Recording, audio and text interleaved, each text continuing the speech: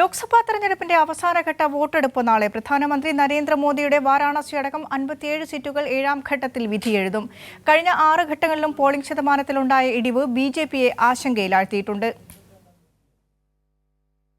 പോരാട്ടം അവസാന ലാപ്പിലെത്തി നിൽക്കുമ്പോൾ യു.പിയിലെയും പഞ്ചാബിലെയും 13ഉം, ബീഹാറിലെ 8ഉം, ബംഗാളിലെ 9ഉം, ഹിമാചൽ പ്രദേശിലെ 4ഉം, ഒഡീഷയിലെ 6ഉം, ജാർഖണ്ഡിലെ 3ഉം, ചണ്ഡീഗഡിലെ ഏക സീറ്റും നാളെ പോളിംഗ് ബൂത്തിലെത്തും. 2.5 മാസത്തോളം നീണ്ട വീറും വാശിയുമേറിയ പ്രചരണത്തിന് ശേഷമാണ് 57 മണ്ഡലങ്ങൾ വിധിയെഴുതുക. കഴിഞ്ഞ ഘട്ടങ്ങളിലെ പോളിംഗ് ശതമാനത്തിലെ കുറവ് തിരിച്ചടിയായേക്കുമെന്ന ആശങ്ക നിലനിൽക്കെ അവസാനഘട്ടത്തിൽ പരമാവധി വോട്ടർമാരെ പോളിംഗ് ബൂത്തിലെത്തിക്കാമെന്നാണ് ബിജെപിയുടെ കണക്കുകൂട്ടൽ. പ്രധാനമന്ത്രി നരേന്ദ്രമോദി അടക്കം 904 സ്ഥാനാർത്ഥികൾ. നടൻ രവികിഷൻ, നടി കങ്കണ റണൌത്ത്, കേന്ദ്രമന്ത്രി അനുരാഗ് സിംഗ് താക്കൂർ, ലാലു പ്രസാദ് യാദവിന്റെ മകൾ മിസ ഭാരതി, മമതാ ബാനർജിയുടെ അനന്തരവൻ അഭിഷേക് ബാനർജി, പഞ്ചാബ് മുൻ മുഖ്യമന്ത്രി ചരൺജിത് സിംഗ് എന്നിവരും ഈ കൂട്ടത്തിലുണ്ട്.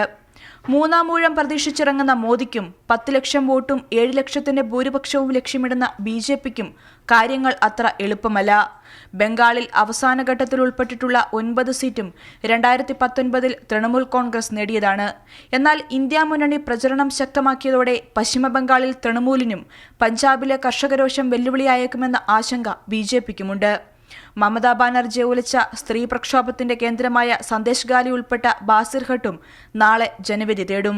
7ാം ഘട്ടത്തിലെ 57 മണ്ഡലങ്ങളിൽ കഴിഞ്ഞ തവണ NDAയ്ക്ക് 32ഉം UPIക്ക് 9 സീറ്റുകളുമാണ് ലഭിച്ചത്.